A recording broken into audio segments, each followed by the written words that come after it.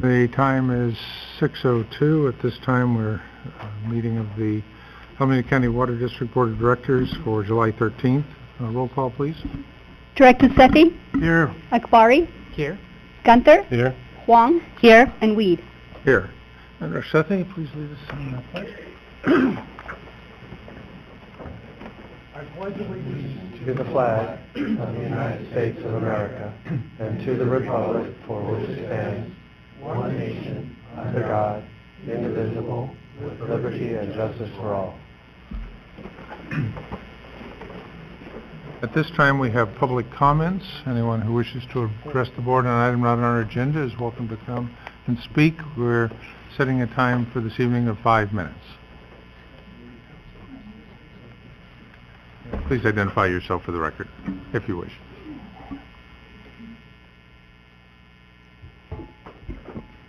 Good evening. My name is Gregory Lemos, and I live at 5788 Diconda Place in Newark. And tonight I'd just like to visit the help on tap. Also other little subjects, but main thing on the help on tap is limited to a income of $32,000 for a couple. The Department of Housing and Urban Development places that amount at extremely low income, which is correct. I'm not disputing that, but some of us are making more than that, and so that puts us at what they call very low income limit at $32,000. I don't know what that has to do with the way you calculate this help on tap, and I'll leave it at that because I don't like to beg for a $15 cut on my water bill. The East Bay Mud, as probably on the news you've heard, that they put a 9% or 9.5% increase starting yesterday or today, and then 9% next time. And I just wanted to say that, you know, this water board put a 20% bang right off the bat when, you know, your labor cost is not going to hit us all at one time. And I was just wondering that in the future maybe that could be cut into segments like the East Bay Mud did. They are also using a plastic liner for their pipes. I don't know if it's in the urban areas where there's very little siphoning off, where they would have to worry about how they're going to take water out of it. But the thing is that they are looking, and I'm only presuming that they are looking for ways to save money by putting these liners into their water system. And so I just thought those were my thoughts that I've been holding on to for some time. Also on the Brown Act, I just was looking through it, and it said the people, I'm just taking this out of context, the people insist on remaining informed so that they may retain control over the instruments that they have created. I'd like to know how we vote on some of the things that you're doing, like buying new pumps or new vehicles or whatever. You know, the public doesn't have any vote on it. You know, you're the ones that we put in the office to take care of that for us. And when you start coming at us with increases, it doesn't sit well. So those are my thoughts for tonight. Thank you very much. Thank you.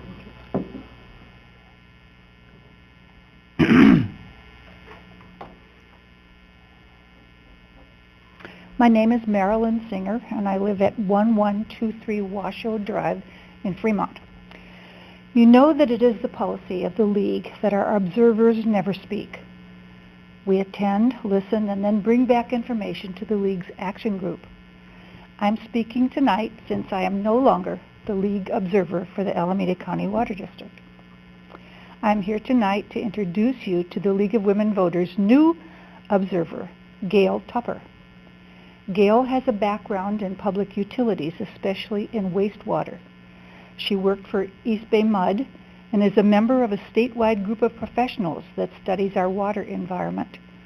I am sure that she will find your discussions and workshops interesting, and that her reports to the League will help us understand the future of water management and how this board handles this precious resource.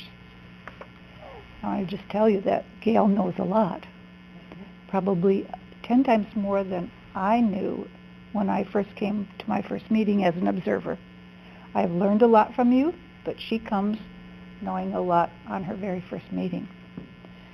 As I leave, I would like to encourage you to continue to work with Senator Wieckowski and Congressman Chu as you continue to explore recycling potable water to the Niles Cone. Councilman Chu has expertise as he was involved in the construction of the recycling project in San Jose. Look for ways to consolidate operations with the Union Sanitary District in areas like the corporation yards, billing and legal departments to take advantage of the economies of scale to save money. Continue to look for new ways to serve low-income customers and find ways to be more transparent. Have some open discussions on the effects of rising sea levels. Having your workshops online would be a great way to educate the public. I have learned a lot at your workshops, and I'm always sad that not very many people are there to be educated on those evenings or the late afternoons. They are very good, and I just wish more people could learn from them. And last, I want to say thank you for your courtesy to me all the times that I've been here, and that I wish you well. Thank you. Thank you. Thank you for your service. Anyone wish to make comment? Thank you. Next, then, we have your new member. Does your new member wish to speak before just observe? Thank you. Thank you. And welcome, Gail. It's been a while. Welcome. Next item is our consent calendar. We do have a correction to the minutes, and we had a request, I think, to remove an item from the consent calendar. And then so why don't we take that first, and then we can have a motion also, maybe combine that with the motion to add items to the consent calendar. Yeah, so can I make a motion to modify the consent calendar? Please.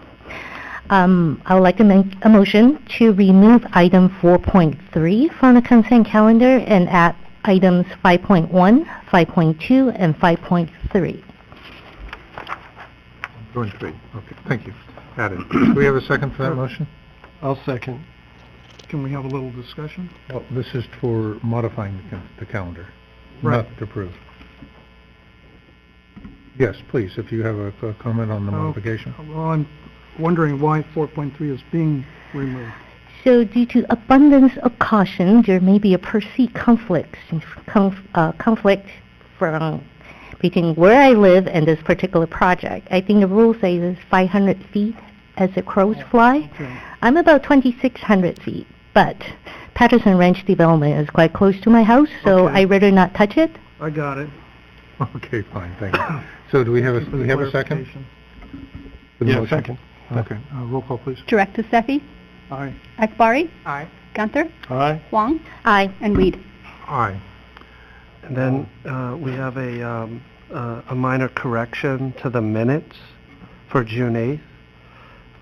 Item 5.18, the board unanimously approved the staff recommendation, and the minutes didn't reflect that. So I just wanted to make that apparent. And the packet that was, the link that was provided to the board reflects that correction.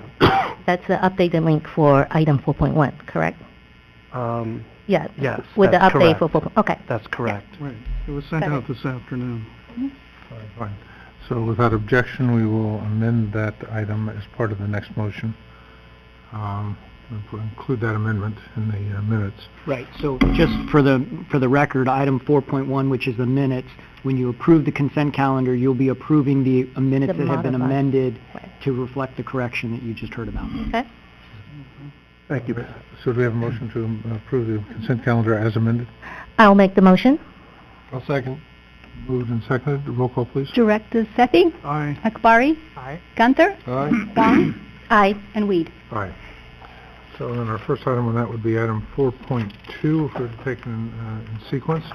Correct, Which and is let the the- record 4.3. reflect that Director Huang is going to be leaving the room. It is Thank item you. 4.3. 4.3. 4.3, excuse me. Resolution approving and authorizing execution of public water system extension agreement with KB Home South Bay Incorporated, Tract 8288, Alameda County Water District number 2016-0038.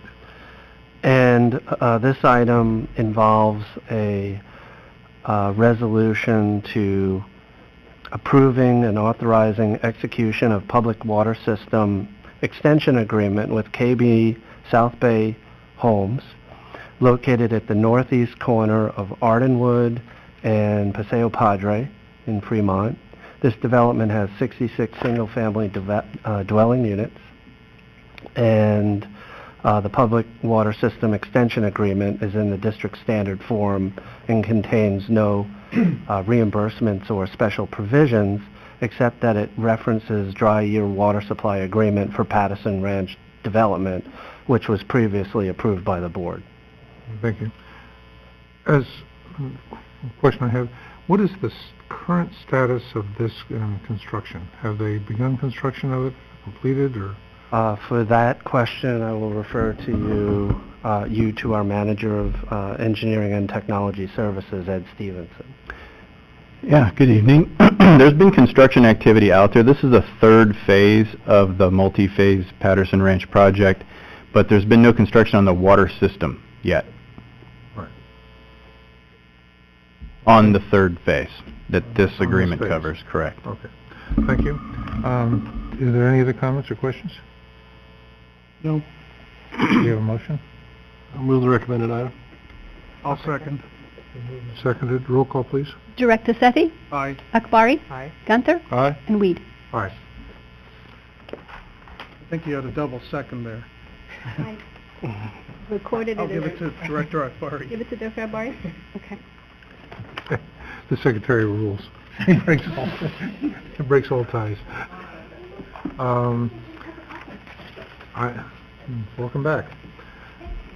The tie goes to the runner. The action calendar that now is down to a single item, which is review of board member compensation and expense reimbursement policies and considering setting public hearing to amend those policies. I know staff has a report on this, but Director Sethy had brought it to our attention, so if I might let him make the initial comment and then refer to staff. Well, I would prefer if the staff gave Staff report first, okay. Thank you. and I'll give a little overview of some thoughts. Certainly. Staff received 2 requests to place an item on the July board meeting agenda, which would allow the board to discuss its policies regarding 1, the list of pre-approved meetings and activities that are considered service rendered at the request of the board, 2, the amount of compensation that directors receive for each day of service rendered as a member of the board, and 3, the maximum number of compensable days per month. The current policies for compensation and expense reimbursement for board members are attached to the staff report in your packet. To support the board's discussion, staff and general counsel provide the statutory framework in the staff report, which would govern board action to adjust board member compensation and expense reimbursement, and the recent history of board action in this regard. And the recommendation this evening is to discuss the policy for compensation for board members through ordinance number 2015-01 and the policy for expense reimbursement of board members as amended by resolution 15-067. And if warranted, set a public hearing on or after August 10th, 2017, and direct staff to provide appropriate public notice as required by law. At the board's pleasure, I can review further the staff report, the governing statutes, and the history of the district's board compensation or not. I'd be happy to do that at the board's pleasure. I also should point out that staff has prepared some supplementary materials that provides comparisons with other agencies in the area in terms of compensation in dollars per meeting, as well as the maximum number of meetings per month that directors are eligible for. East Bay Mud has a slightly different policy, so there's some additional information attached to this for East Bay Mud. And then lastly, to assist the board, staff has created a summary of the number of meetings that each director has attended per month. Keep in mind, though, that what this summary does not include is if there were multiple meetings in a particular day.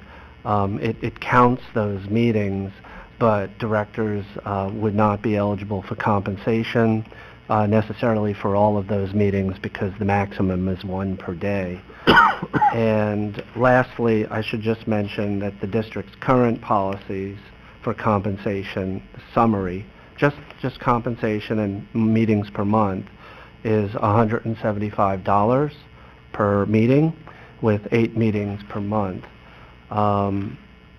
The guidance that we provided in the staff report very briefly is that the board could choose to increase its compensation subject to following the procedural requirements in the law, increase that 5% for each calendar year from when the board previously modified the compensation amount.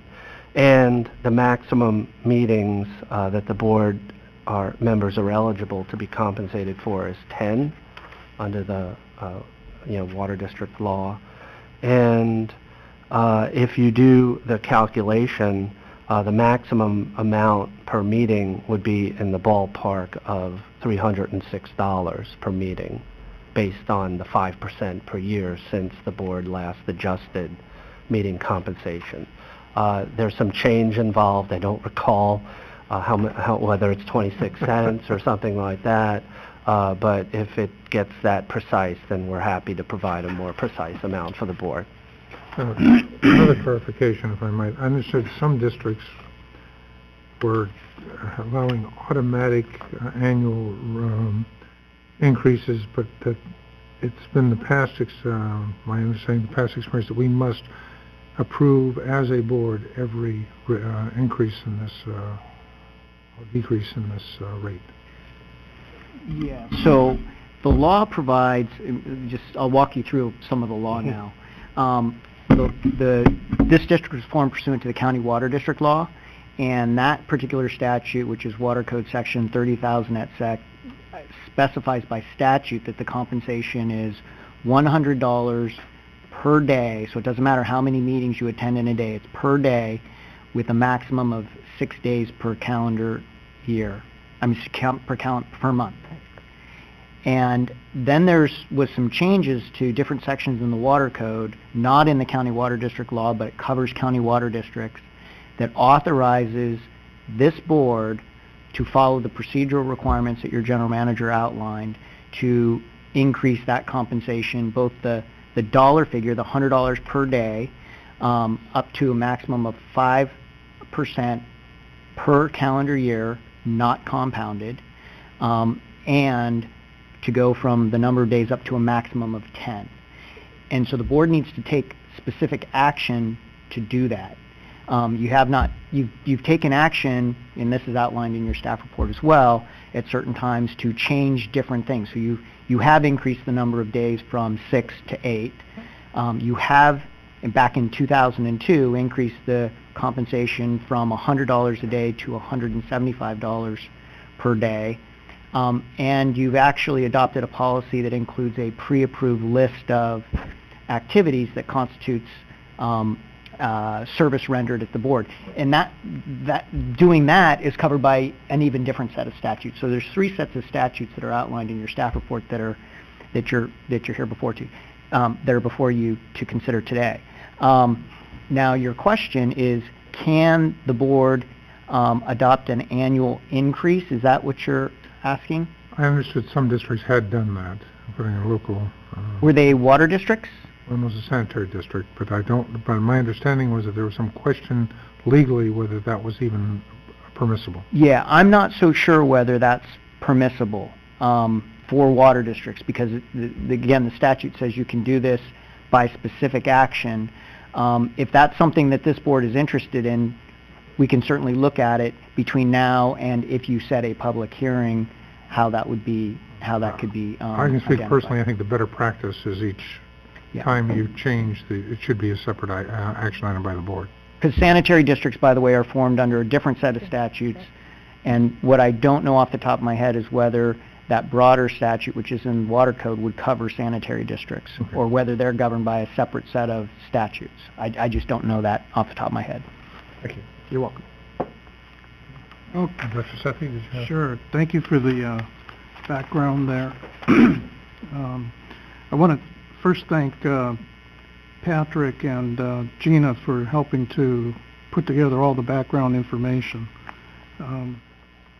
President Weed and I asked for a review of this at the Finance Committee meeting a few months back because the board really hadn't gone back and taken a look at board compensation in quite some time. And to elaborate on the history here, you know, for many decades, the water district paid at the rate of $100 per meeting, health care, and they also provided full retirement to the board members, which the board discontinued before year 2000. So it was a different compensation scheme, and we still have directors that are on retirement. So in 1982, that was the last time the board had made a change to board policy all the way up until 2002. So it was a two-decade, pretty much similar compensation going on. In 2002, of course, the board, including 3 members here, made that adjustment from $100 up to $175, really using that maximum 5% a year at that time, or somewhere about that. You could have gone, the board at that time could have gone up to 200, I believe. So, as I have looked around at agencies around California, I've come to recognize myself that we have about a dozen urban water agencies that are responsible for most of the water distribution to urban communities, including ourselves, East Bay Mud, Santa Clara Valley Water District, some of the Southern California water districts as well. And if we take a look at doing some comparables to East Bay Mud, Santa Clara Valley Water District, they're in the range of $275 to a little bit, in some cases up to $400. That's not on here, but if you divide the salary that the East Bay Mud board members make based on the minimum meetings of attendance that they must attend, then you're looking at about $300 to $400. When ACWD made its adjustment in 2002, that was kind of a leadership step on behalf of the water industry. And my own opinion is the board doesn't do this very often. I like it to be transparent in front of the public. I'm not in favor of any of those annual automatic increases going through.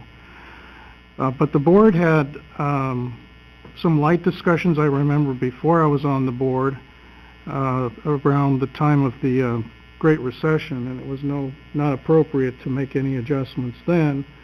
5 years later, when there was some discussion about it, we were going through the Great Drought, and both times revenues were going down for the district. I think we've weathered through that well, and the board managed our finances as best we could during that period. So I would be in favor of increasing the maximum number of meetings compensated to 10, which is done by quite a few districts across the state, as well as increasing to something like a round number like $300 per meeting.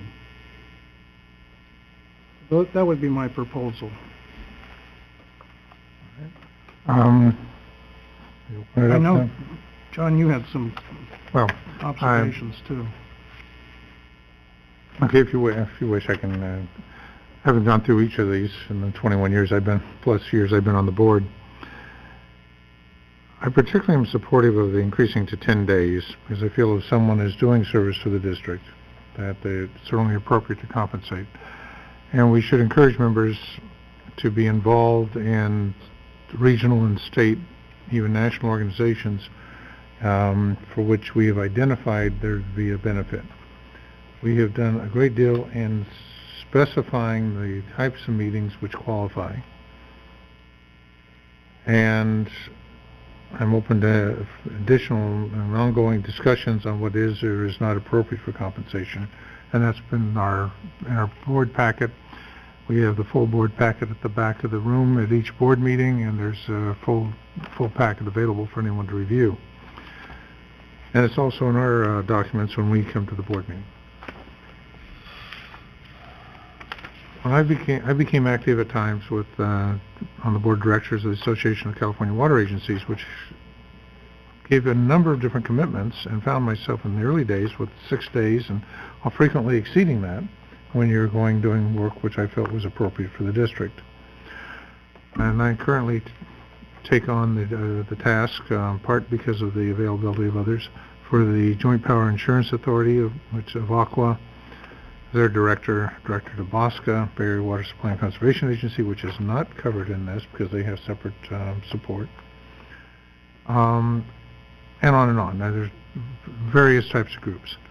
So getting the board actively involved is important, and I think it's fair to compensate them for that level of involvement. At times we've had board members involved in making communications that would otherwise require the dedication of a paid staff member and the loss of a day. I think we're a multiplier to the effect of the district when the board does take an active role in helping to promote the district and some of its policies. And I could support certainly the 10 days and would not object to the higher number. I had made a statement at a board meeting earlier that I would, several years ago, that I, in order not to avoid cause problems with the Brown Act, made a public statement that I would support 10 days and $200. But that was about 4 years ago. So let me now extend it then to the other members of the board and let them make their comments. This is not going to come as a surprise. So based on the information staff gave us, I think our compensation is actually on par with our neighbors. Santa Clara Valley Water District is being paid $273.03 per meeting. But keep in mind, they're also a flood control agency. They're much larger than us. They have much more responsibility. Their directors are required to do a lot more. They simply have to spend more time to deal with more issues. We're not like them. I really don't think we should compare ourselves with them. As far as East Bay Mud, they're being paid $1,263 a month. Yes, if you divide by the minimum 3 meetings, it's a lot of money. But if you say we average out to 8 meetings, that's actually less than what we're being paid. Okay. I am pretty sure, hopefully the East Bay Mud director is attending more than 3 meetings a month. So if you look at it overall, I think our compensation is actually on par with what everybody else is doing, just from a data point of view. From number of meeting point of view, based on what staff has supplied to us, it looks like we averaged out around 8. And I really hate to say this, but if you look at the list of some of the meetings, I would encourage our directors to attend the meeting that's necessary for the operation of this agency as a director, not something that would be nice or beneficial but not essential. There is a very fine line, I understand that, and I also totally understand that director, we attended a lot more meeting on behalf of this district. That's definitely official business. But if you look at the 2015-2016 average, I think it works out about 8. So I am definitely will not be supporting increasing the per meeting compensation or number of meetings per month. And let's talk philosophically, and this is very much just me. We have just asked for a very large rate increase from our customers. We heard from them. They want us to be lean. They want us to be efficient. We turn around and ask our staff to be efficient, to do more with what they have. This is a very small gesture, but it is how we tell them that we appreciate their effort and we are in this with them by keeping our compensation at the same place. So that is a philosophical point of view in addition to just looking at the data that our staff have provided us. There really isn't that much justification to move either the dollar amount or the per meeting, right? Dr. Gunther? All right. I also had the opportunity to gone through, I think, all of the changes that we made since 1995. I can't support the $300. I can't. It's maybe in 2 years. The problem I have with it is the memories of the room being filled with people out in the hallway with a 20% rate increase. Now, in the next couple of years, if we do it right, as we planned on doing it right, we may be in a better position to say, yeah, we could do that. But for right now, I think we got to hold and show them that, no, we meant 20%, but we also meant we're gonna keep ourselves lean, and to be honest, we have to set a precedence towards that. We've asked our staff to be efficient, and we're now going into negotiations. I don't think this is the proper time to go through with this. We're just about to enter our negotiations. I can't support it. And as far as meetings per month, ask me in a year from now, not before I'm going into a negotiation.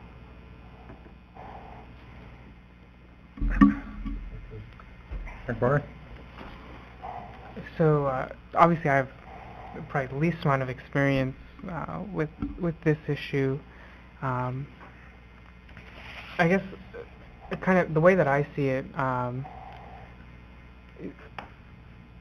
when I'm going to go back in history a little bit. So when George Washington was first elected, he was obviously a very wealthy man, and he was asked if he wanted a salary or not, and he did accept a salary, and the reasoning that he gave was he didn't want to set a precedent where only those with the means to serve and not accept a salary should be the ones who actually run and do serve. And so I kind of think about that, that if you do want to serve, you should be properly compensated so that it doesn't rule anybody out who might otherwise serve but doesn't have the means. So when I think about kind of I see these as two different issues. So the meetings per month, I would be supportive of increasing that to 10 because I see a justification. If people are putting in the work, they're putting in the time, and they're doing work that's beneficial to the water district, I think that they should be compensated for that, and it does encourage board members to go out and be more active in the different state and local and national organizations that we are members of. But then when I think about the per meeting compensation, I feel like we're on par. I think it's very I think it's I'm fine with where it is, and I would not be supportive of increasing the amount per meeting, because I think it covers our costs when we're going to different conferences or when we're attending meetings. I think it's very, very fair, and looking at the different agencies in our area that we compare ourselves to, it doesn't seem like we're too high or too low. We're right in the middle, and I think that's very fair. So I am a little bit split on this issue. I have some additional comments. Obviously, I have, and very respectfully to Director Huang and Director Gunther, a different philosophical viewpoint here, and I've expressed it before in public meetings.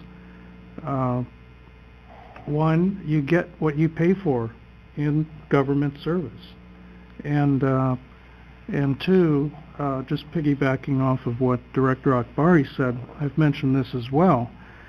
The amount of time that you actually put in as a board member is certainly a lot more than the individual day compensation that goes with the job.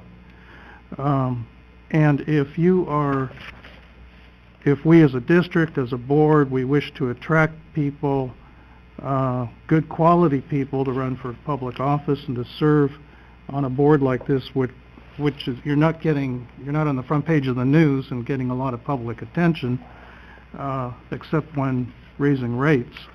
To get people to make a commitment to work hard on behalf of the district, its customers, to take seriously trying to digest and learn everything about your industry is very important. And third, you have also to consider that we are one of the larger geographic government entities, not only in the county but the Bay Area. We are a district that,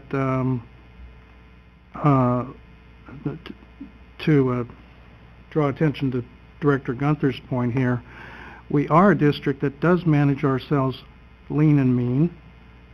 We have half the budget of the city of Fremont, operating with about 230 employees, whereas the city of Fremont is closer to 1,000. On a revenue per employee basis, on a budget dollar per employee basis, on many other metrics, we are an efficiently run district, and that comes from direction of the board, decisions that we make that all filter down into the organization. We just received a top award for the 18th year in a row on our finances. Director Akbari, from what I understood, you just received the top transparency award for the district this past week. Thank you. We've had a lot of criticism about the transparency of the district, which I feel is uncalled for, unfair, and has been misrepresented in the community over the past few years. But this is a continuing award that is given out to only about 1% of the special districts in the state of California. So in terms of being an efficient board, I would say we're doing a pretty good job. Lastly, we reward our employees fairly well. I believe the board should be compensated as well because we are employees of the public, representing their interests here.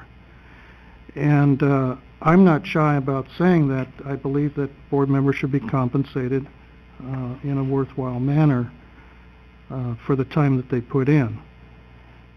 And not to draw attention to this, but we do have a closed-door session on the general manager's compensation as well. And I agree with Director Gunther. We will be looking at new contracts coming up, our GM contract all the way down to other represented employees. And making a decision on compensation is something that happens only once every decade or so. And I feel like we need to bite the bullet. I don't mind being a trendsetter here, because I believe that we actually need to make the pitch in the water industry for what the value of a water district board member really is. This district was a trendsetter in 2002, or 2002. It was a trendsetter. I believe that we need to establish that benchmark and then back it up with what the value is of a board member here, and it doesn't have to happen after contract negotiations are fulfilled. We're always in some element of contract negotiations in some cycle. So those are just some other thoughts. Again, you get what you pay for. I'll make some summary comments here.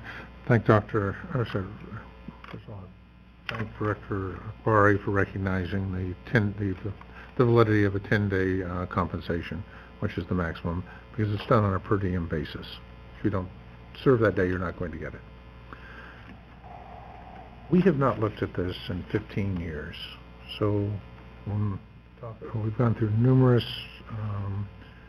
negotiations in that period of time without adjusting it. So there's never really the ideal time to address it. And I think 15 years is an appropriate time frame to look at the level of compensation and keep it in relationship to the economy and the salaries and scales of the other employees. But in any case, it is a small fraction of the pay of many of the senior people who sometimes we will be able to allow to stay in the district or to go to yet another meeting and be able to expand the effort. When we use the term 20% rate increase, in truth, we had a 25% rate increase over 3 years. We averaged 8% per year.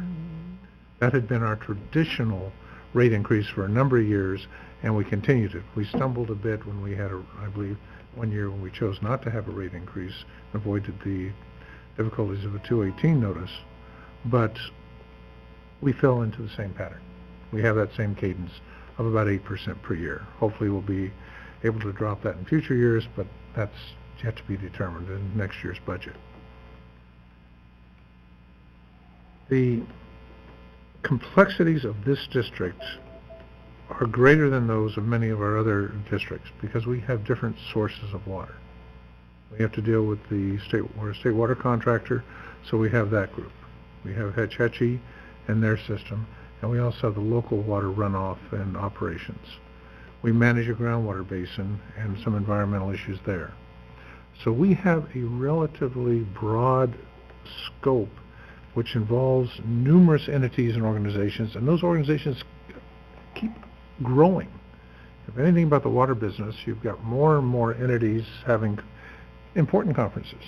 The state legislature is getting involved now in environmental justice and unimpaired flows, environmental challenges, all of which take time to come up to speed to understand and learn what's going on. Some of the meetings we're talking about being reimbursed for are educational. Maybe a bulk of them are, where you're learning about the water business. And it is important to have qualified people who are willing to run for this, who are willing to make the personal sacrifices in time and to not do it as a social rung on a ladder. It really is have a strong interest in it and are appropriately compensated for that effort. So therefore, I'm prepared to, one, certainly support the 10-day increase. I want to encourage Director Akbari to see if he would consider an increase in the level of compensation from 15 years ago. Could I ask for a point of clarification? And I don't mean to interrupt you. No. I think it's valuable for all of us here. The decision that we make tonight is, are we deciding on just calling for a public hearing, and at that point we make a decision, a final decision, so we have time to think about it in terms of number of days of compensation, per diem compensation, or do we need to make that decision tonight too, and then call the public hearing? The decision is to call a public hearing and notice a public hearing that the board is going to be possibly taking action and considering an increase in their compensation. I don't believe you need to, we would kind of identify the bandwidth. If that's not determined tonight, I think you can decide, what you're going to be considering, but you don't have to say it's going to be an increase to 10 days or it's going to be an increase to $300. I don't think we need to include that in the notice, but to notify the public that the board is going to be talking about whatever windows you guys, the board decides.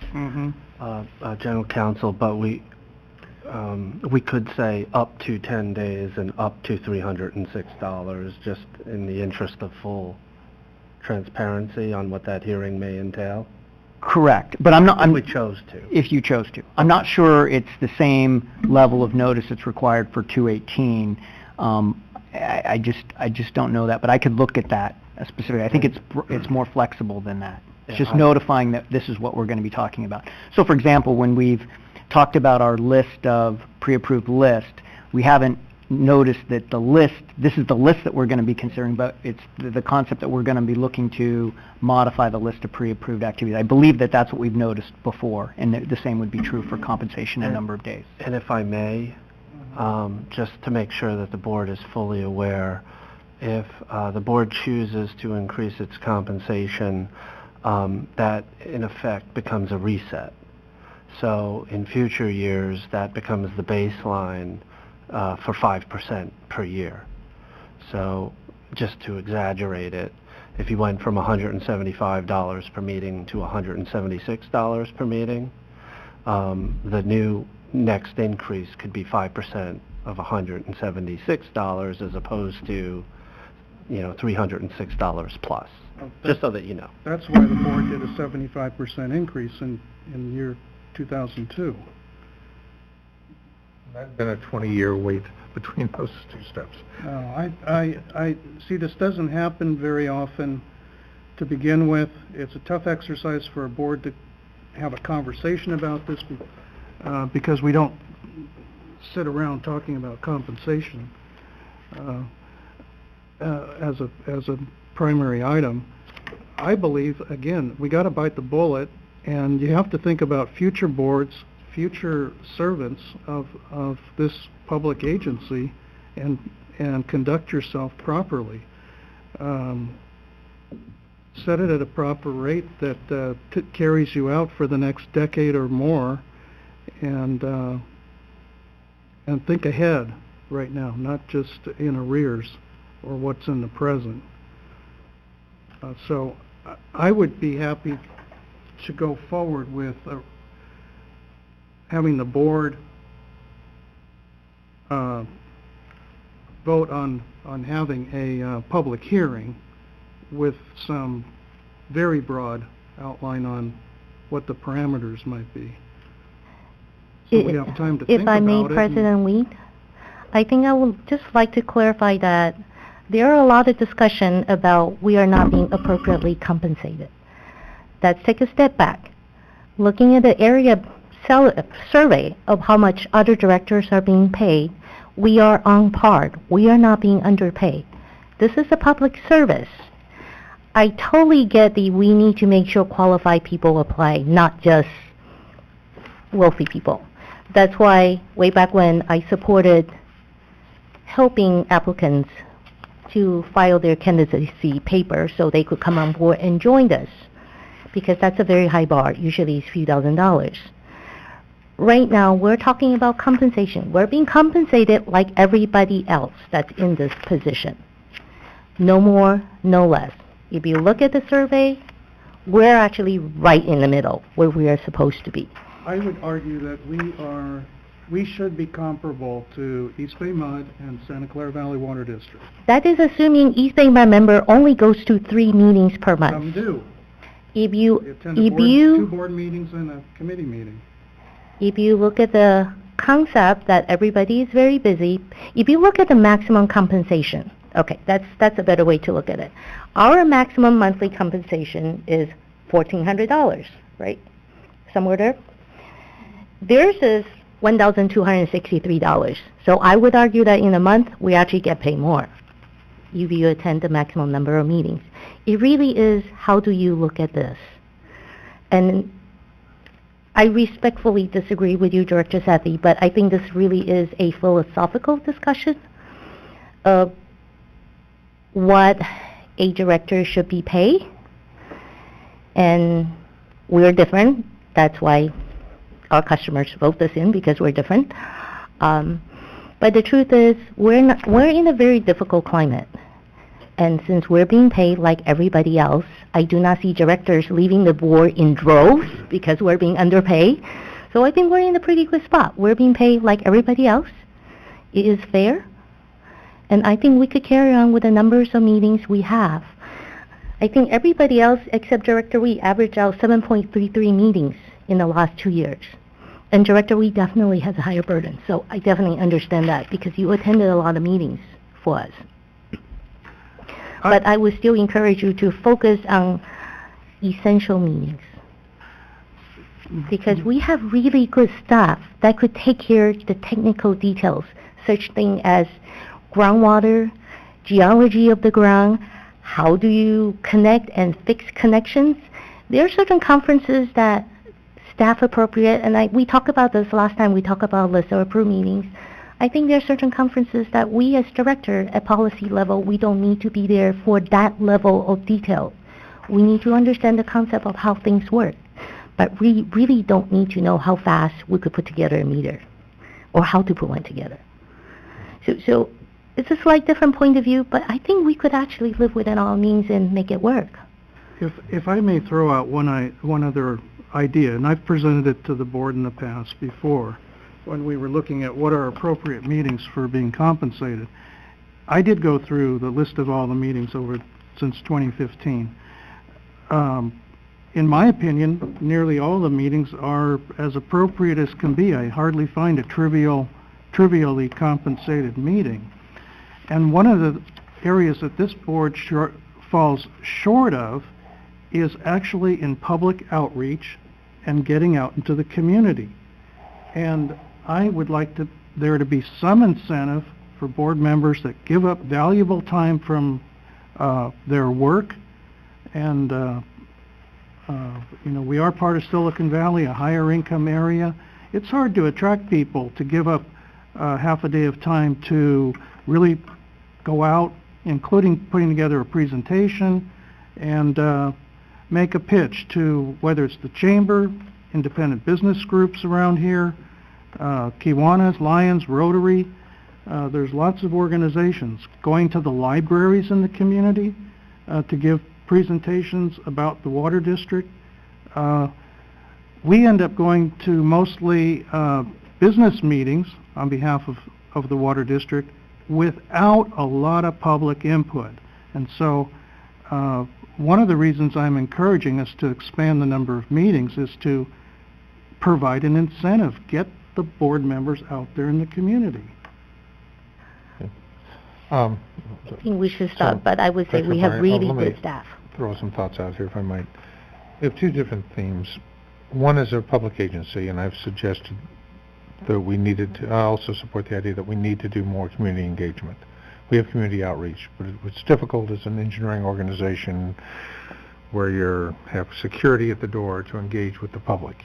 I've suggested we create a foundation, much like in school districts and park districts have, to be able to get involved in community engagement, and less than a quorum of our board could be on the board of directors of that foundation, the employees of which are employees of the district. So that's one element. But this is an enterprise district with a gross budget of over $135 million. The rules, education, and knowledge we have has a dramatic impact on 230 full-time employees, their families, the community as a whole, and a critical element, and the operation of a major business enterprise. To view this as some type of a social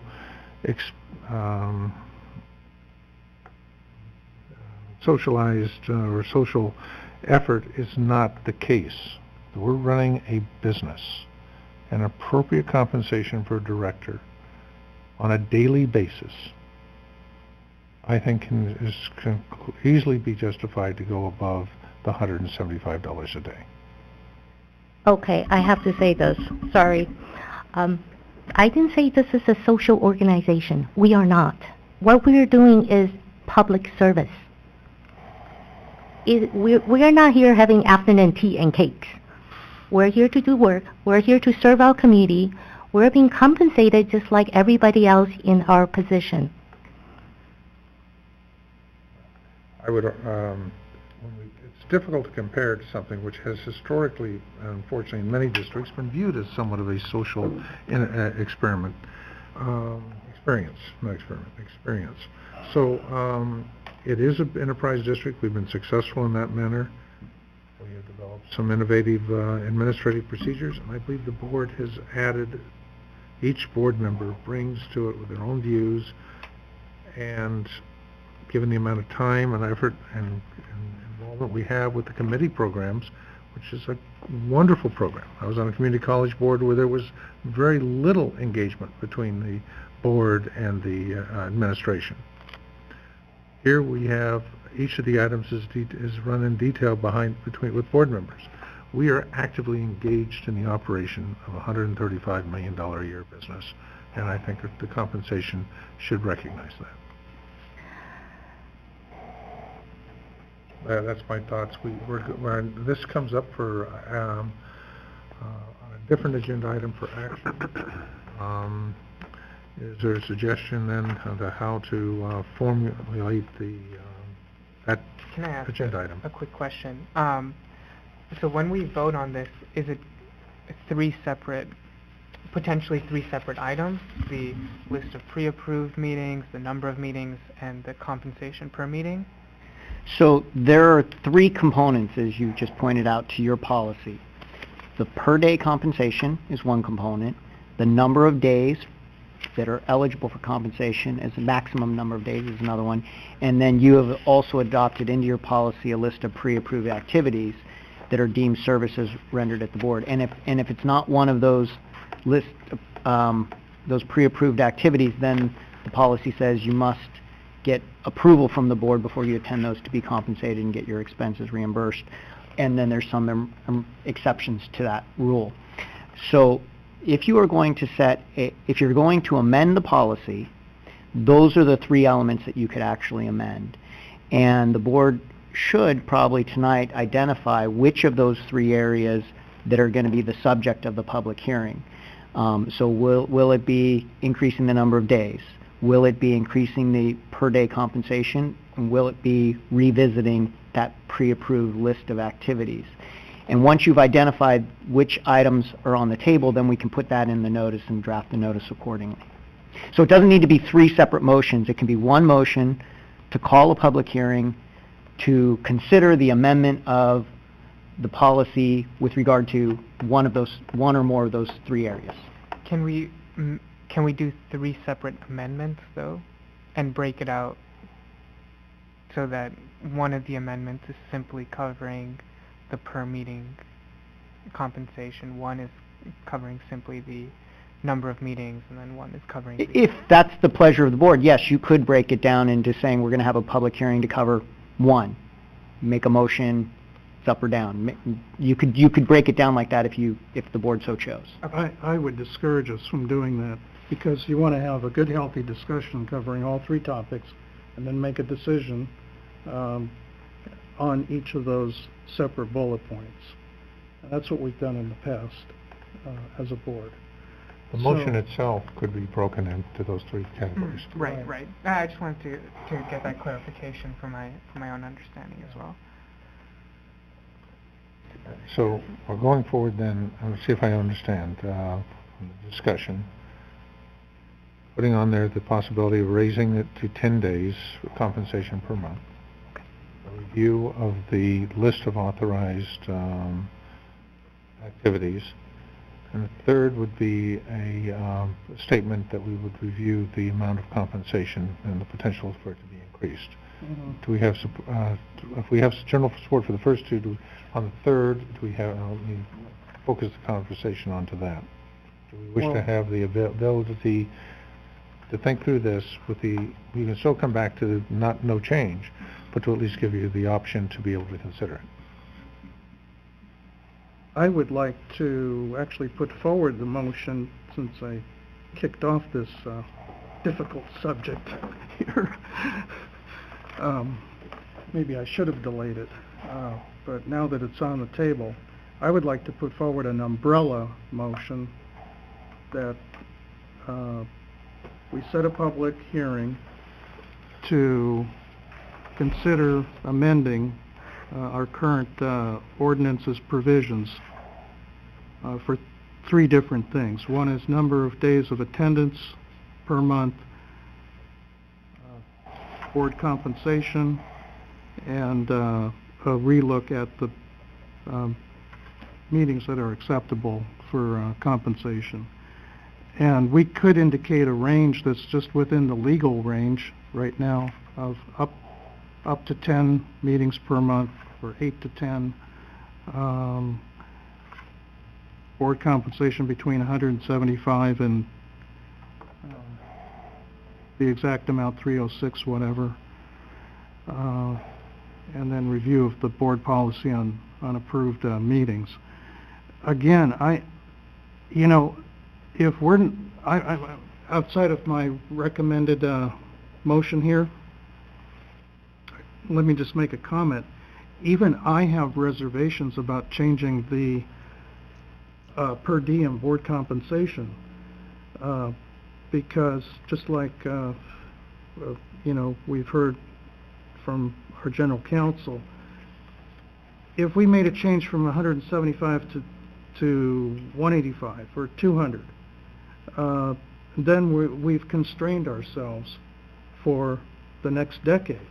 You really need to consider making an appropriate adjustment, and it doesn't matter to me to be leading edge, because I really want to make the public argument fully transparent about what board members are worth to run $125, $135 million a year business. This is a business. It's not the same as running your school district or anything else. This is about as close to running a formal business as you can get. And so my reservation is, if we don't do this right and do it with a long-term view for future boards, future board members, and what it's going to take to attract people in the environment around Silicon Valley, where you want dedicated people serving on a board like this. So my reservation would be, if we can't make an appropriate increase, then don't make one at all. But at least I would like to have a full discussion about that at a forthcoming meeting where we can set a public hearing.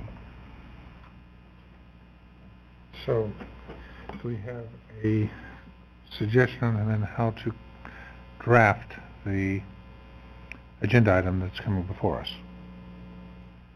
So, I have to admit, Director Weed, I did not actually hear your motion, but I did hear yours, Director Sethy. And so the motion, as I understand it, and I don't know if this is what's actually on the table, is to set a public hearing to consider amending the board members' compensation and expense reimbursement policy. I'll put that in there because you mentioned the pre-approved list. To consider an increase in the number of days up to a maximum of 10, to consider an increase in the board compensation somewhere between 175 and the maximum, which I think is 306 and 0.25. I think it's 25 cents, but we can build in the maximum, and to consider relooking at the pre-approved list of activities that are service rendered at the board. So that's what the public hearing, that would be the scope of the public hearing based on your motion. And Director Weed, was that consistent with what your motion was? Yes, it is. Okay, so I made the motion. So we're, okay. Is there a second? Let me second if you put it on So the table. Director Weed, maybe you should, just for technical purposes, withdraw your motion. I don't know that I had I didn't have... Oh, you didn't make a motion? No. Okay, I didn't really- got It it. was not a motion, and certainly was not a second. Okay, got it. So, But I will second the motion of Director Sethy to open it up for discussion, and maybe we can get a up or down vote on it. Or modification. I don't think it's appropriate, so it's definitely a no for me. I think we're very well compensated. I think all 5 of us at this point run for either re-election or new election fully understand that we will be paid $175 a meeting. We still do it. Most of us do it because we actually love this job. So no, I think what we have currently is adequate. It's on par with everybody else. We should manage to live with what we have, because that's what we ask our staff to do. We ask them to do more with what they have. That's what we ask our public to pay more to help us out. So at this point, it would not be appropriate to proceed with any consideration. I respect the opinions of the other directors. However, I don't support the motion. I think the timing on this is very poor. We have to set an example and a precedent is where we're going. I understand, I mean, I am not attending 10 meetings a month, so the impact to me is, it's difficult for me to address that because it doesn't impact me. It impacts other board members. However, I really feel that the timing is really poor on this, and I can't support it for that reason. Well, again, I'm pretty split on this, and so, to be honest with you, I don't mind voting in favor of this motion so that we can set up this discussion in the public hearing. I guess I keep thinking about if somebody who didn't necessarily have the means that some of us up here do wanted to run for this office, and we told them, to attend a conference or something like that, you're going to have to take a day off work, and we'll compensate you. So what is that appropriate level of compensation so that somebody would be able to take the day off work and go attend the conference or come to an early afternoon meeting here at the district or whatever it may be? Right now we're at about maybe like $21 an hour if it's an 8-hour shift that they're working, and you can't really it would be a hard sell for sure to get somebody like that to actually run for office, because they probably wouldn't be able to afford it at that point. And so I'm still thinking about this quite a bit, but I'd be willing to vote in favor of the motion just so that we can set up that conversation and I can think about this more. But like I did mention earlier, I am in favor of going up to the 10 meetings per month, because if somebody is putting in the time and the effort, then they definitely should be compensated for that, and we should be encouraging board members, and saying this to myself as well, to go out and be more active in the community and attend more meetings. So yeah, that's where I'm at. I know we've spent an extraordinary amount of time talking about an issue which is really important to governance, and therefore it's worth the time. The dollar amount is, in the bigger picture, relatively modest. So let me call for the motion then as... Do we have any public input? Do we have any public input on this item? You really want to say something? You're welcome. This is a public meeting. Your favorite guest? Well, maybe not favorite. No, as I'm sitting there, and I agree with Mrs. Huang, and also with Ms. Sethy and Weed and Akbari. I at one time, some years back, was a union rep, steward. And some of the things that you're going through brought back some of those memories of how the membership would criticize the board, or the union members would say, well, you're not for us, you're against us. And some of the things that are going on here is, like Ms. Sethy was saying, you get what you pay for. Well, some of us are not going to agree with that, because you just gave us a big hefty fine of 20%, and then next year another 5%, and so forth. Then I look at that and I say, well, is that true? Are we paying you to jack our prices up? You know, and then you want a raise? I have been at the different positions where I asked for a raise. And the upper says, well, no, we can't give you a raise, but this is what we're going to do. We're going to split your department. You're going to get the same pay, you're going to do the same job, and we're going to split that department and pay the same thing to the other guys, in fact, less. So there we are. You know, you're split 3-2. Well, we'll see what the public says about that, about giving you guys a raise. Personally, I wouldn't vote for it if I had a vote. You're going to have to prove to me that by giving you a raise, we're going to get what we pay for. Those are my comments. Thank you. Thank you. Thank you. So,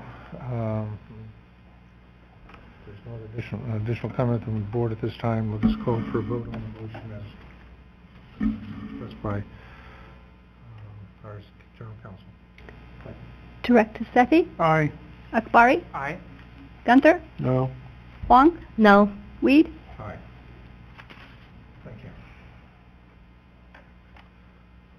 So that completes our action calendar. Moving on to reports, board committee reports, items 6.1, and subsection 6.1.1 through 6.1.5. Are there any comments? Actually, before we get there, can we have a clarification for public record as to when this compensation policy would be bring back to the meeting? I would assume the public would want to know. Would it be in the August? tentative scheduled date would be at the next regular board meeting for the public hearing. Which would be the August 14th, which Okay. is August 10th. Okay. I just want that to August be 10th. I just want that to be on the record. Thank you. Thank you. All right. Board committee reports, items 6.1, Operations Water Quality Meeting. I would like to, Let me make a quick comment, if I might, on Operations Water Quality, because it was under oral issues. There was a discussion related to taste and odor complaints that have been encountered by the district within the past month. Primarily, I understand, based on algae in the South Bay Aqueduct. And as I understand, that is significantly higher than we've encountered in the past in those. So I'd ask staff to make just a brief comment on that. Sure. Mr. Peterson, our Manager of Operations and Maintenance, will be happy to. Thank you, Mr. Shaver. So over a 2-week period, beginning, I think it was on a Thursday, the 22nd of June through Thursday, July 6th, we experienced some heavy concentrations of geosmin algae.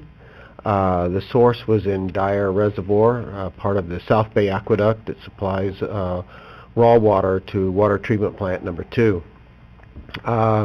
Combination of factors created the situation. One, only 2 of the 3 contractors were taking water. That was Zone 7 Water Agency and Alameda County Water District. Santa Clara Valley Water District was not taking water on the South Bay Aqueduct at the time. And we were experiencing unusually high temperatures. The weather was hot during the last week of June, first part of July. So we were taking water from Dyer Reservoir. That was part of a normal operation managed by DWR. So the combination of water staying in the reservoir for a longer period, Dyer Reservoir, for a longer period of time than we would have liked, and the higher temperatures and the low flows created a situation where a lot of algae grew in Dyer Reservoir. The type of algae was geosmin. The highest Normally the numbers are in the teens in the raw water, and it's measured in nanograms per liter. We reached a high, or the South Bay Aqueduct and Dyer Reservoir reached a high of something like 1,800 nanograms per liter. So it was very difficult to treat. Fortunately, we have ozone. So nevertheless, we did receive, during that 2-week period, about 150 taste and odor complaints. We maximized our ozone dose to control the amount of geosmin that was in the treated water, and it was very effective. Currently, we're back to normal operations after DWR treated Dyer Reservoir with copper sulfate, and so it knocked it down from over 1,000 nanograms per liter to on the order of 100, which we can easily treat at Water Treatment Plant 2. So everything is back to normal today. So that's a summary of the events that took place between the 22nd of June and July 6th. Thank you. Any questions from members of the board? Mr. Peterson, where were the complaints mostly coming from? What parts of the community? They spread pretty much uniformly throughout the community. Initially, it was certainly within the service area that receives Water Treatment Plant 2 water. But that's fairly a broad area. So we actually reduced production at Water Treatment Plant 2 and increased production at our other facilities to try to help compensate and contain the range of taste and odor complaints within our service area. So I was noting some of the articles and news that came on television from the Tri-Valley area about customer complaints in that area. California Water was pointing their finger at Zone 7. Zone 7 was saying, well, we don't have ozone introduced yet, but when we do, we'll be able to deal with this. So it caught my attention when we were getting the odor and taste problems when we do have ozone. Mm-hmm. And I did not notice it in the Warm Springs area at all. Okay. So you normally, I know where you live, you normally receive water from Water Treatment Plant 2, so that's right, good. So that's why I was wondering, did you? Yes. Oh. Just for a couple of days. Uh-huh. And I think I might be a sensitive receptor. This is the first time that I'm aware of that our ozone system at Water Treatment Plant number 2 has not been able to fully address an algae episode. I really can't imagine the kind of taste and odor issues that our colleagues in Santa Clara Valley Water District and Zone 7 must have been having. Mm-hmm. Mr. Peterson gave me a very, very good briefing on the kind of operational changes that we made. We were fully utilizing our ozone, and in previous algae incidents, I've never at my house have experienced any taste and odor, but I did notice it this time. It wasn't super bad, just a a musty, earthy smell, but it was enough for me to check in with operations when I got to work. Well, I noticed that under the hardness distribution report that Warm Springs had dropped way down a much softer water. That's probably because we were minimizing our water from TP2 and maximizing as best we can the water from our desalination facility. So perhaps some of that water was south.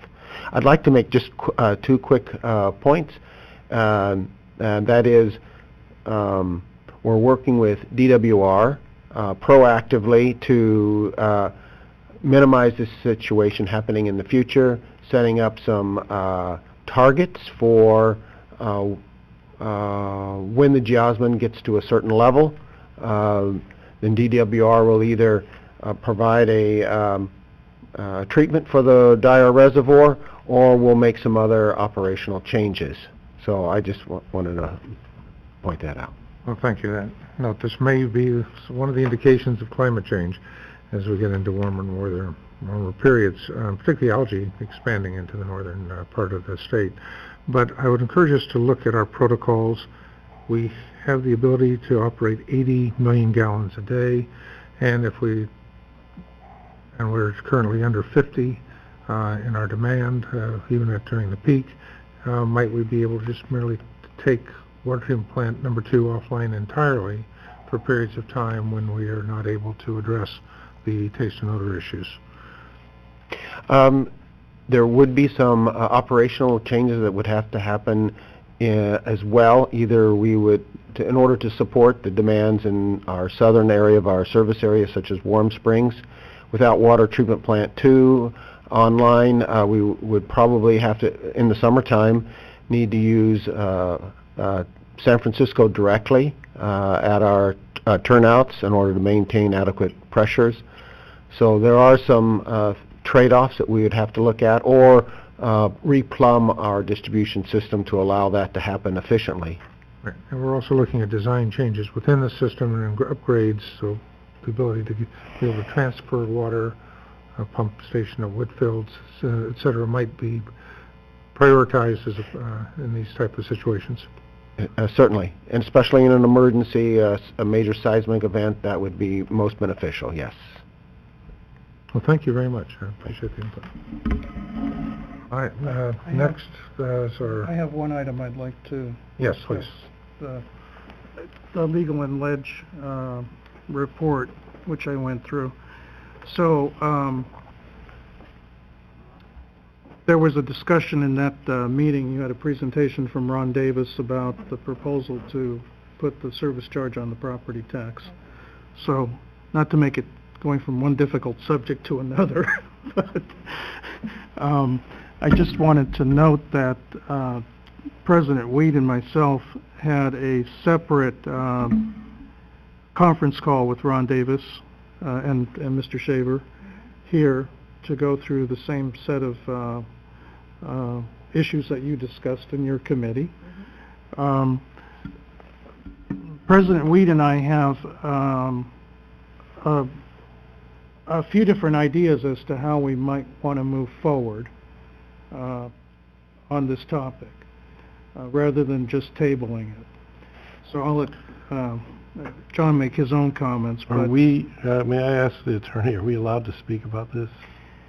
So you're providing, so this is an item that was on the Legal and Intergovernmental and Community Affairs meeting. It's included in the agenda packet as an agenda item. I think you can make some brief comments about it, but if you want to talk about it in more detail, we should put it on the agenda for either a future committee meeting or a board meeting. So I think a quick response to the item is okay, but it should be brief. Okay, so I just wanted to make 2 bullet points here. One was that we would try to bring this to the Aqua Legislative Committee in the normal cycle of next year, so it would give the board time to discuss the topic in more detail. And number 2, I made the suggestion that what I think would really be in the interest of trying to not only help our board out with this idea, but trying to help the industry out, is to call a one-day meeting here at the water district or someplace nearby, where we invite in county water districts from around the state of California to just have a one-day roundtable, a brainstorm session, go through all of the issues where we have common agreement, where we don't, and then if there is an opportunity to lift something up to the Aqua Legislative Committee, we will have a much better picture at that point. I think I'm just going to say that if there's a wish, let me take it back. I think the board deferred to the Legal and Legislative Committee. And I believe we did a review. We come to a conclusion. Obviously, there are 2 directors that does not agree with it. if you have further proposal or would like to proceed, I would suggest that we bring it back as an agenda item. Because right now, I am going to tell you that I will disagree with moving forward to bring this to Aqua's legal and legislative next year. So instead of just saying we'll do that now in the meeting, I would suggest if you seriously want to do this, bring it back as an item. Because at this point, we have exhausted the committee process. We're just keep on going around and around in the circle. The committee has done a very exhaustive evaluation of the opportunities, the support, lack thereof, for legislative move forward. So I don't know what would be the additional value of pushing the legislative path at this point in time, even for next year, because I think our representative will still be the same. Chances are their support or lack thereof enthusiasm of this issue would be the same. I think the opposition parties would still be the same. So at some point, we have to say we need to table this and give it more time, because we keep on going around and around in the circle and keep on ending back at the same spot.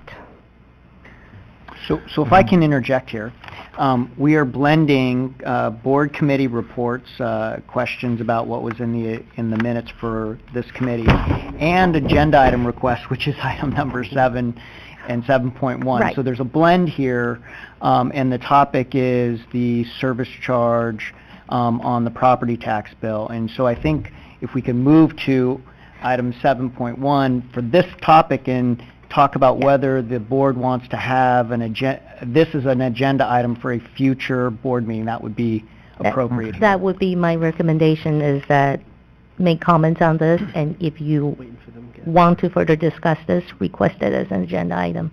Well, we're speaking, Throwing out the thoughts from the meeting. well, we're thinking about an item that will not, the action item or the active date would be September 1st of next year, not this year. So we have plenty of time to discuss putting something on an agenda. I was the one who made the initial proposal, and I think we got, there was an error on my part, I believe, in retrospect, to follow the practices of what at least one other county water district does, is to put the service charge on the property tax bill and the commodity charge billed to the person who's paying the meter rate. We're hung up on the word property tax. And that's the real core issue here, is the ability to split the bill. I attended the AB 401, which is Dodd's bill, hearings and meetings with DWR, a law that passed and directed the state to come up with a methodology to assist low-income individuals. And left those meetings and understand their proposal now 20% of a bill to be supported and paid for on a 12-unit per bi-monthly period, 6 units per month, 150 gallons per day. It's interesting that 20% really relates to the variable cost of a district. Water, power, chemicals. Okay, I'm going to jump in and say, I am bad. I open the box. I'll close it. Let's not go to property tax, and let's focus on the meeting minutes, please. So the core issue is not the property. And in my mind, I think the property taxes is the most logical way to do it, but for a variety of reasons. But it can be done elsewhere in another manner. And I've asked the attorney to look at the laws to see if there is any restriction on our splitting the bill to give, let's say, an apartment owner, particularly a low-income apartment owner, I question back to the attorney, are we going where we should be with this? So I believe that your president is teeing up an agenda item request for 7.1. So we have moved to 7.1. So I'm making my notes under item 7.1 as to whether the board is going to, whether this is going to be a future agenda item request. So I think that that's what you're doing, if I'm correct, if I'm hearing you? I'd like to get the legal opinion and then determine if we need legislation or if it's something how we can best proceed with it on an agenda. I think that's outside the committee meeting Which minutes. is a separate entity. But hopefully we don't kill this idea based on the challenges of using the word property tax with Jarvis Gann and all the legal issues that have nothing to do with water policy or sound billing practices. And to rely on some staffers at the state in Sacramento to give you the direction, I think, again, is short-sighted. So it's an important element to get our billing far more transparent than it is today, because ironically, what we don't do as an industry is to match our expenses with our billings. Let me just clarify for the record here what my input was on the Legal and Ledge Committee report. It seemed to me that it was an open and shut case with Ron Davis when you had your meeting. When we had our conference call with Ron Davis, what I was trying to do was explore, just like I do in my profession in Silicon Valley, what are the out-of-the-box ideas that we can come up with? What are the creative ideas to explore? What are the issues that are preventing us from moving forward? Clearly, there are other water districts, county water districts in the state that would have an interest in this. I think the first step is just bring everybody together in a room, have a brainstorm session. At the end of that day session, I think we will know pretty clearly whether we have some things to move forward on or not. But I thought John and I came away with a totally different impression of the same meeting with Ron Davis.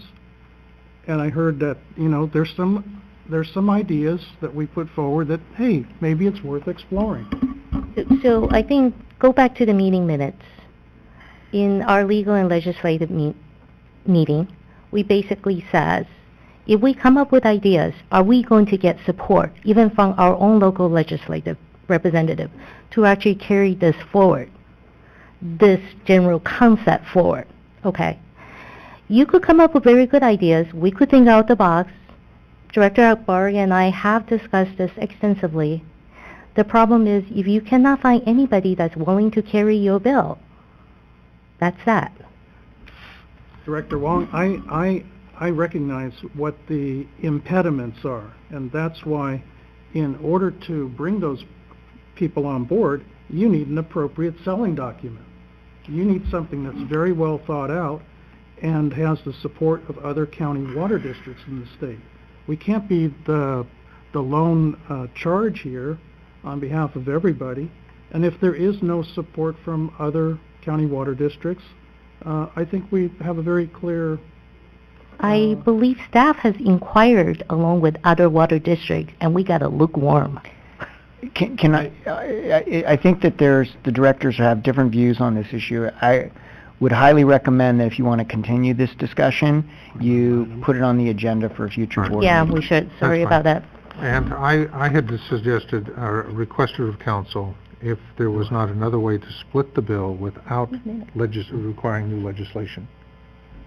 We have water budgets which we've adopted, which are not addressed in the county water law, and then we do them. So, in many districts, we've accepted that. So I would suggest that there may be a methodology or method or approach to splitting the bill with different charges, one to a property owner, another to the tenant or water person with the meter rate, that would not require new legislation. And I would hope to explore that.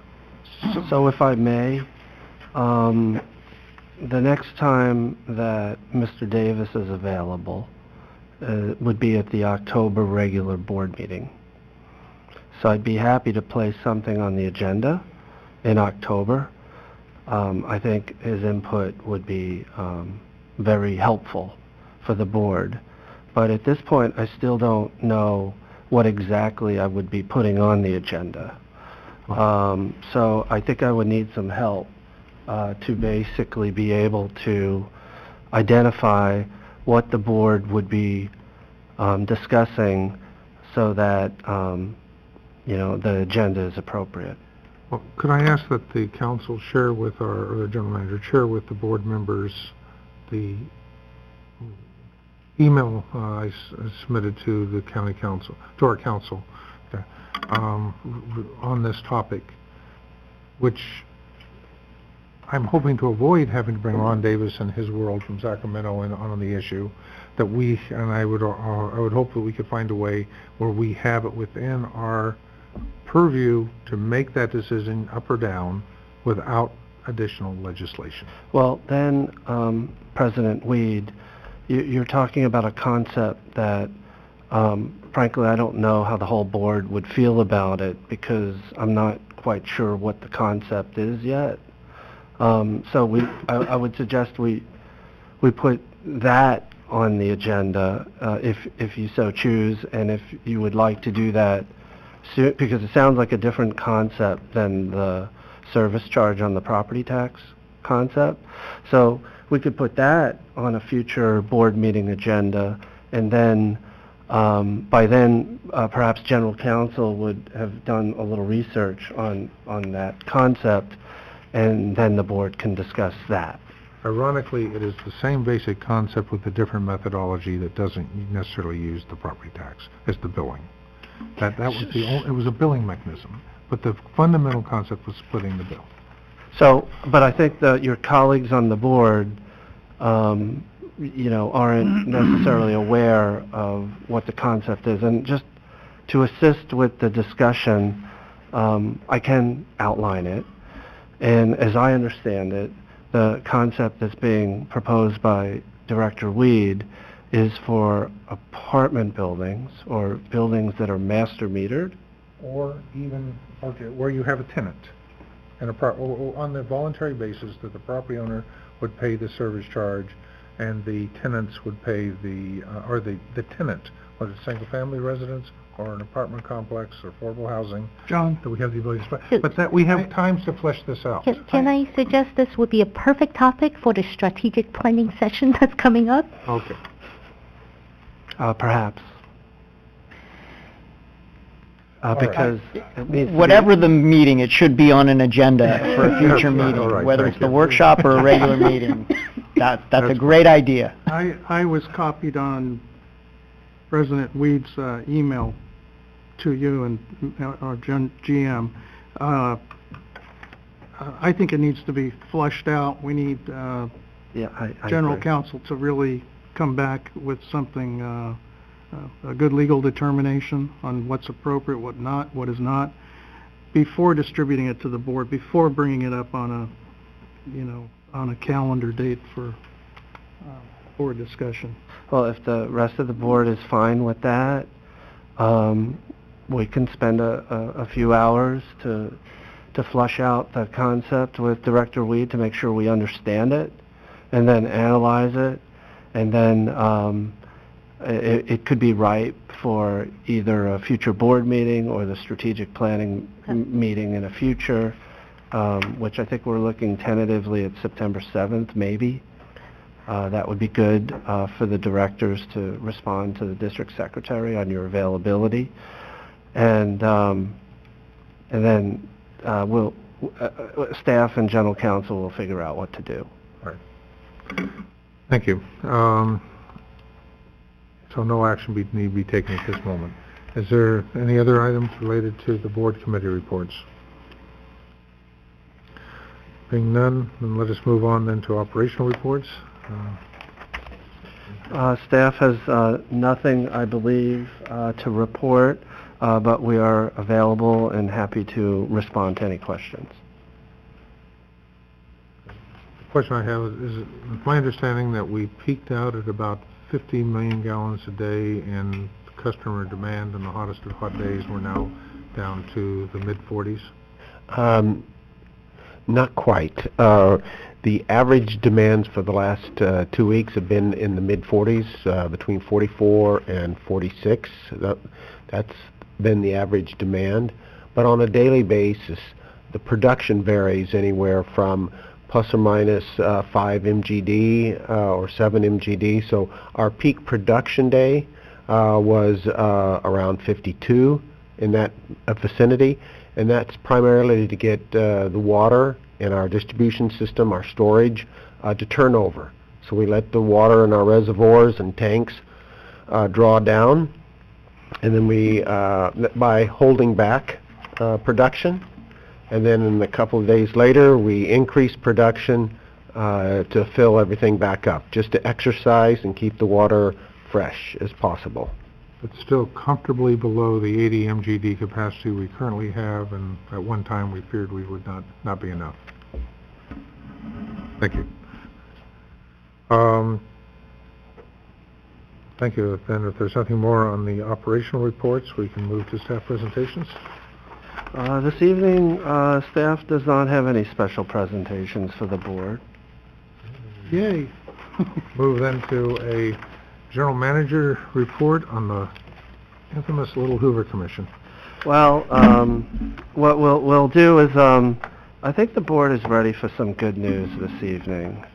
So instead of covering the Little Hoover Commission, Mr. In has a couple of items for you that he would like to inform you about this evening. All right, please. Thank you, Mr. Shaver. I do have two good news items I'd like to share with the board tonight regarding our grant applications. So late last month, the district received notice from the U.S. Bureau of Reclamation, excuse me, that our application for the Rubber Dam No. 3 fish ladder project was, quote, among those receiving the highest ratings and is now being considered for award for $750,000 from their Water Smart Drought Response Program, Drought Resiliency Projects for fiscal year 2017. District staff will begin working with the Bureau of Reclamation staff to finalize a financial assistance agreement which will formalize their commitment of funding. I'm also pleased to report that earlier just today, the district received confirmation from the grants coordinator at the California Natural Resources Agency that they have approved the district request for $3 million from their Proposition 1 Urban Rivers Grant, also for the Rubber Dam No. 3 fish ladder project. These two awards represent the first two grant applications the district applied for under our new grant funding strategic plan. The district's funding strategic plan is overseen by a multi-department team of staff that is supported through a professional services agreement with Wes Yost, who worked on developing the district's funding strategic plan and provides grant management services. I'm sorry, Stephen, what's the total of those two grants? So the total would be $3,750,000. Nicely done. All right, thank you. Do we have any update on the permitting process for this project? Actually, can I say something? Convey my thanks to staff. Grant applications are difficult, complicated, and long and drawn out. Really wonderful job. That's getting $3.7 million is pretty amazing. So convey my thanks and our appreciation, and our customer definitely appreciate that. All right, thank you. Where do we stand on the permits for Rubber Dam No. 3? So just briefly, the board heard a report when we were considering purchase of the replacement bag, and at that time the biological opinion had been delayed. That status is the same. So there's really no significant difference in permitting, although we've been working with Fish and Game, Fish and Wildlife on the 1602, and so that permit application will be going in the next few days. That's sort of the latest.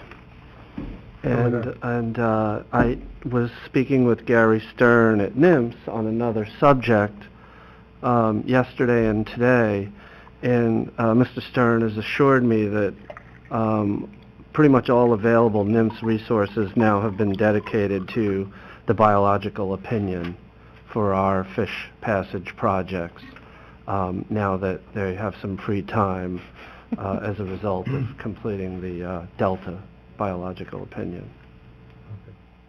Thank you. Continuing on, Mr. In has a brief update report on the California water fix. Yep. California Water Fix was in the news recently and will likely be attracting more frequent media attention in the next few months. On June 26th, the federal agencies responsible for the protection of species listed under the Endangered Species Act, the U.S. Fish and Wildlife Service and National Marine Fisheries Service, released biological opinions on the proposed construction and operation of California Water Fix. Both biological opinions found that construction and operations of Water Fix, as proposed, would not jeopardize the continued existence of Endangered Species Act listed species or destroy or adversely modify critical habitat for those species. These biological opinions are a significant milestone and allow Water Fix to continue moving forward toward construction. Any day now, we are expecting DWR to issue a Notice of Determination that will complete the California Environmental Quality Act, or CEQA, process for the project. And currently, the state water contractors are meeting more frequently during the summer to work out the following important aspects of the project. One being cost allocation, two being clarification of the existing contract. This is an especially important item because California Water Fix is being considered as a part of the state water project. 3, short-term financing. 4, long-term financing. And 5, a design and construction joint powers authority. This is a kind of an agreement that DWR has agreed to recently to allow an outside entity to both design and construct the project. So as you can tell, there's many items that still need to be ironed out in the next few months. And the goal is to work out most of these details by early September so that the project could actually start sometime next year. That's the hope. It's my understanding litigation has already commenced on the opinion, and it will be challenged. It will be interesting to see how much staff time for NIMS is required to support the litigation and defense, but Congressman Garamendi has promised 10 years in the courts before this project will proceed. So any updates on how the efforts of DWR and ourselves are impacted by ongoing litigation would be helpful.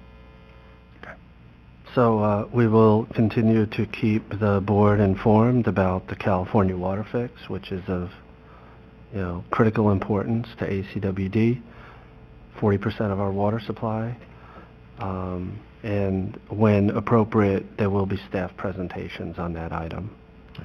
A few other quick items of note. The Little Hoover Commission, as you're aware, I was asked to participate with Aqua at a Little Hoover Commission workshop meeting on June 22nd. This is because the commissioners expressed concerns related to special districts and their ability to collect property taxes, as well as their levels of financial reserves. And this has been a recurring topic of the commission. A few days before the scheduled meeting, Wendy Ritterbusch of Aqua informed me that the commission had changed the meeting to a much smaller room in Sacramento. Rumor was that they were looking to keep attendance down, and because there was California Special Districts Association, Aqua, were looking to provide additional information to the commissioners. And because there was no guarantee that I would even be able to enter the room, let alone testify, Ms. Ritterbusch advised that I probably shouldn't participate, and expressed Aqua's gratitude that ACWD was willing to kind of take one for the team. Because the travel risk was small for Ron Davis, however, he did go and was able to attend and reported back that the meeting turned out to be a, quote, big fat nothing burger. That's fancy lobbyist lingo, Ron said. The majority of the commissioners apparently felt that they vetted the issues sufficiently and were now moving on. We'll see if there's any reporting on special districts on their final report when it's released. But I think that's probably pretty good news. Also, it's good to see a commission move on, too. In terms of a quick legislative report, I do have good news to share as well in the legislative front. AB 1667, a bill by Friedman. This bill was opposed by ACWD, and I did email the board a copy of the Aqua Coalition letter that I signed on to on Tuesday. And the issue with this bill, it would grant the State Water Resources Control Board broad new authorities, and this bill died in the Senate Natural Resources and Water Committee. So that's good news. In other news, you may recall that there were two competing bills, AB 1654 by Rubio, considered sort of the water industry bill, and AB 1323 by Weber, which was more or less the NGO bill to basically paint the future of California's water conservation. Basically what happened was that there was a stakeholder group passed. This is the Weber bill that basically says that all the interest, either what was going to be on a budget trailer bill or dealing with the water industry's vision of the future for conservation, all have to go back to the drawing board, and there's a lot of work to do this summer. So both bills basically were gutted and became single lines, and the committee basically sent them back to the drawing board to see if they can come up with something together. Lastly, public goods charge related information. The board is aware that the district sent a letter to our local representative Quirk, who chairs a committee. SB 623, Monning, it was related to safe and affordable water for disadvantaged communities. And ACWD opposed this bill unless amended. It did pass committee as expected. Interesting note, the ag community for the first time is actually working with the author on this bill to institute a manageable nitrate fee. It will now go to the Assembly Appropriations, where we anticipate that the public goods charge will then be formally introduced into the bill. If that happens, ACWD would likely take on a straight-up opposed position. But it was felt that making the author aware that the water community has concerns about public goods charges and getting out in front of it up front was strategically the best way to go on that particular effort. So that's a quick legislative update. And lastly, I will be taking a vacation from August 5th through August 20th. And so that means for the first time in a while, I'll be missing a board meeting, but that will be capably handled by Mr. In. Other issues related to coverage, I'll email the board about before I leave. So that's it from General Manager's reports.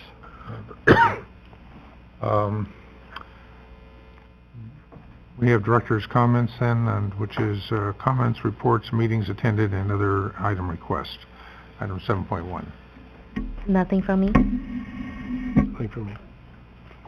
Well, I just got back from the California Special Districts Association's Special District Leadership Academy, which was kind of an event for newer board members to come and learn how to be an effective board member, essentially. And so they had a lot of workshops on good governance, how to operate as a board member, learning about strategic planning and finances and a whole gambit. And they went into a lot of detail with on a lot of these topics. It was good for me to be there.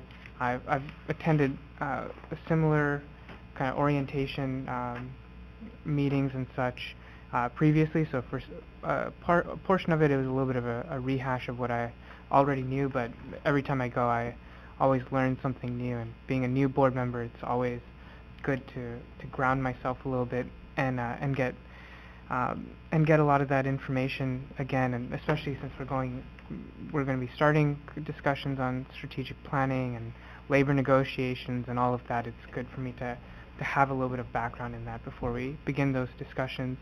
I also have it here, received on behalf of the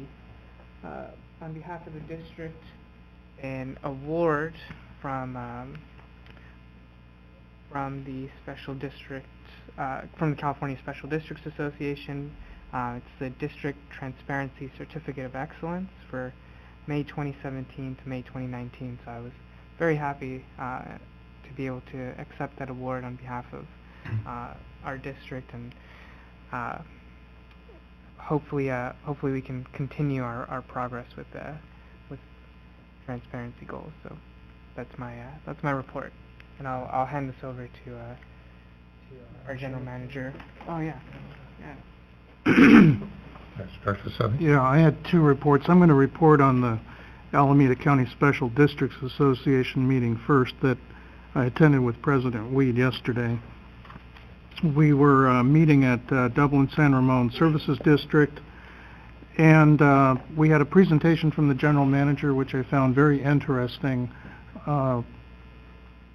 talking about their entire recycled water system, all the purple pipe distribution system, some of the costs that are inherent in putting together that kind of infrastructure.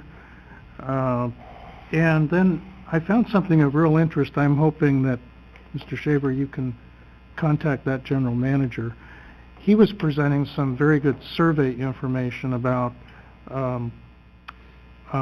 direct potable reuse water, and essentially toilet to tap, and how the community has changed over time in their perceptions, and how much people are willing to pay extra if they're guaranteed additional supply in the community from this kind of source. I found that really interesting. It may, I think it would be very useful when we have a later board discussion about recycled opportunities. And number two, there was I believe it's the Director of Personnel for DSRSD, talked about the turnover in staff for their public agency, and how many more retirements they're going to have in future years. And it's quite a turnover that they're experiencing in a relatively short period of time. But what she focused on was what is occurring statewide in the California water industry and sanitation businesses, and that many people are nearing retirement, and we have a lack of people coming into the system, trained people. Agencies are competing against the same limited resources, especially for employees that have to be credentialed, certified, like treatment operators and things like that. And she showed a really interesting film that was put together by, I believe, about 20 water agencies in Aqua. It was led by Aqua, on how to recruit people for the next generation. I referred to this yesterday with Ms. Rogers. It's available at Aqua, Resources, and then Next Gen. And really a very useful video, and I'm hoping maybe you could look into joining that group. And I see some of the resources there as a really good recruiting tool for the future. Okay, the Water Education Foundation Bay Delta Tour, all I can say is that is one extraordinary tour. I went on the 3-day Central Valley tour. This was just as good. I mean, it is nonstop. It's packed. I don't know if you've been on that, but I highly recommend both tours. So educational. And we had about 90 people or so on 2 buses. We were starting our days up at 6 in the morning and ending up late at night. And nonstop learning from morning until night. Just continuously. on our stops, on the buses, everywhere we went. And to engage with people from all over the water industry in California was a really good learning experience. And I would say that the biggest benefit I had coming from our district was really understanding at a much greater depth all the issues going on in the Delta and the risks to our supply of water going forward. And these are pretty serious issues. So the Central Valley tour, as I mentioned to Mr. Shaver, gave me, I felt, a much broader understanding of the issues in California water and the politics. And the Bay Delta tour gave me like a deep dive into things that I was familiar with, but then just learned a whole lot more. So, wonderful. Well worth the money. Right. Thank you. It is an extraordinary tour on the WIF. Each of their tours in 2 to 3 days. This was a 3-day. I had the good fortune of being able to attend for at least the first 2 days, then had another commitment. What's interesting is that, to me, was the dramatic changes in the agricultural uses in the Delta. Wine industry was relatively modest not too long ago. Today, it's one of the largest wine growing areas in the state. The water is relatively available, and they've been able to find ways to grow vineyards. But what's even more remarkable is what they expect is finding ways to grow nuts in the Delta. Traditionally, because of the high water table, the pecans, almonds, etc., could not be grown. However, they've learned that peach trees, which have a fibrous root system, do grow well in a high water table, and they're grafting nut trees onto peach tree stock. So it may well be that much of the nut industry in the state will migrate to the Delta, greatly increasing the economic value of that land for water consumption. There is a primal fear of losing water to Southern California for water quality, etc., with the tunnels. And that you're looking at almost 100% opposition to the tunnels in the California water fix. It's localized, and we will see what the ultimate results are. There was a presentation by San Joaquin River farmers where they spoke of 100,000 acres being in jeopardy. But when you look at the numbers, the value is about $10,000 an acre, $10 billion. Put it in the form of a water transfer agreement, and that's doable. You have full compensation. There's that much money in the value of the water that we need to transfer south.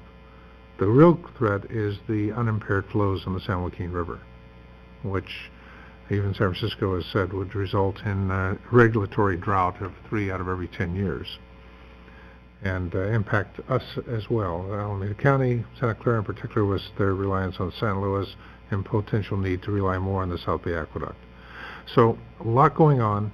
The Delta's at the core of the water supply system, and it's and they're struggling with the issues. And it's as much cultural as it is, far more cultural than it is economic, in my mind. And that's the lesson I took from the visit. I also attended an AB 401 hearing for DWR. This is the second one I had attended. This was in Oakland, in a very poor neighborhood, at either Rincon recreation area and sports center. What I took away from that, I asked the question, if a urban water district could meet the criteria that you established with our own rate structure, could we be exempted from the state mandates? And he said that's possible. So I encourage us to look at the metrics that's being established by DWR and under AB 401. 20% of the water bill for someone using 12 units in a billing cycle. Standard 2-month billing cycle, I need to confirm that. If we could come up with a methodology to do that, we may be able to avoid locally the public goods charge, which is clearly being attached to this and every other proposal coming out of Sacramento now, and looking for ways to establish that. So those are I did attend the special districts meeting. It's interesting, they're trying to determine how many special districts there are in the state of California. They still not quite sure. There are different ways to measure that. There are at least 2 in Alameda County that have not operated for years and are probably need to be disbanded and taken off the books. So one was a funding mechanism for a library system in Dublin-San Ramon. So it's a ongoing topic and issue as they try to get some order into the chaos of California special districts organizations. There's currently, the State Controller's Office identifies about 3,000 special districts that they track the pay by every employee and position, and you can rank and stack those numbers, and that's available on the web. So that's my report. Is there any other question or comment? Being none, then we now have a closed session. During closed session, we will be discussing. I'll let the attorney make the appropriate presentation. Thank you, President Weed. It's now 8:07 p.m. and the board is going to go into closed session for 3 different closed sessions tonight. Item 8.1 is pursuant to California Government Code Section 54957.6 to confer with labor negotiators. The agency designated representatives are Robert Shaver, Jennifer Rogers, and Glenn Berkheimer, and the employee organizations are Operating Engineers Local 3 and ACWD Operators Association. For the second closed session, item 8.2, is pursuant to California Government Code Section 54956.9, subsection D4, to confer with legal counsel, anticipated litigation, initiation of litigation, 1 potential case. And for item 8.3, pursuant to California Government Code Section 54957.6, conference with labor negotiators. The agency designated representatives for this closed session are the board president, Weed, and vice president, Sethy, and the unrepresented employee is the general manager. And as noted, each of these closed sessions is for different purposes, and there will be different participants from staff in each of these different closed sessions. So that concludes the report, and so we're now going to convene to closed session.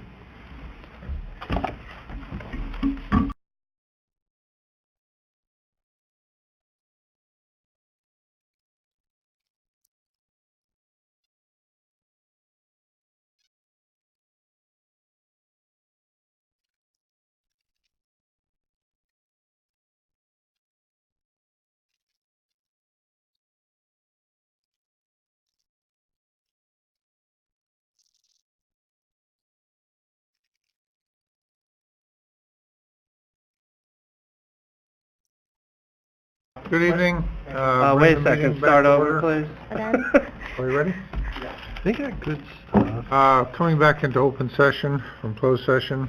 The time is 10:53. I have the district attorney make the speech. Great. Presentation. Thank you, Mr. President. So the board convened in a closed session for 3 items. The first item is item 8.1, pursuant to California Government Code Section 54957.6, to confer with labor negotiators. The agency designated representatives Robert Shaver, Jennifer Rogers, and Glenn Berkheimer, employee organizations, Operating Engineers Local 3, and ACWD Operators Association.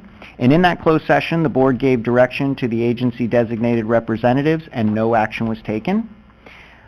For the second closed session, item 8.2, pursuant to California Government Code Section 54956.9, subsection D4, conference with legal counsel, anticipated litigation, initiation of litigation, 1 potential case. In that closed session, no action was taken. And the third closed session, pursuant to California Government Code Section 54957.6, conference with labor negotiators, agency designated representatives, Board President Weed, Vice President Sethy, unrepresented employee, General Manager. No action was taken in that closed session. So that concludes the open session report for the three closed session items. Thank you. Do we have a motion? Do we need a motion on this one? So your next item is an open session item, which is 9.1, which is consideration of a resolution for approving an amendment to the employment agreement for the general manager. And there's some legal requirements that require providing verbal statements prior to the board's consideration of this item, so I'll make those reports if that's okay with you, President. So just as a reminder, at the last board meeting on June 8th, 2017, the board took action to appoint President Weed and Vice President Sethy as the agency's designated representatives for labor negotiations with its unrepresented employee, the general manager. Also on June 8th, the board took action to determine that the general manager's salary is open and under negotiation as of July 1, 2017, and that any adjustment negotiated and adopted by the board may be implemented effective July 1, 2017.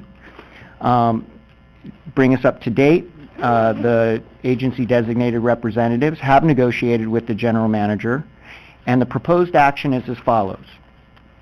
Number one, to increase the general manager's annual salary to $285,202.92, which is step 5 of the salary schedule for the general manager classification, and there will be no cost of living increase applied to that.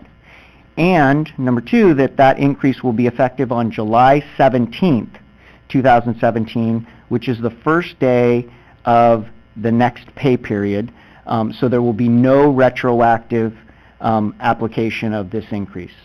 So that's the recommendation that your negotiators have put on the table before the boards. All right, thank you. The contract includes a step increase, but there is no COLA included in this contract. That's correct. There's no COLA that's being applied. It is just an increase in the step to step 5. Effective at the beginning of the next pay period. So, thank you. To that end, then, do we need a motion to that? Okay, so I'll make the motion approving the second amendment to the employment agreement between district and Robert T. Shaver, the general manager. And I'll second that motion. Motion second. Roll call, please. Directors Huang, Aye. Gunther, Aye. Akbari, Aye. Sethy, Aye. and Weed. Aye. At this time, do we have any other items before the board? No. There being none, do we have a motion for adjournment? I'll make that motion.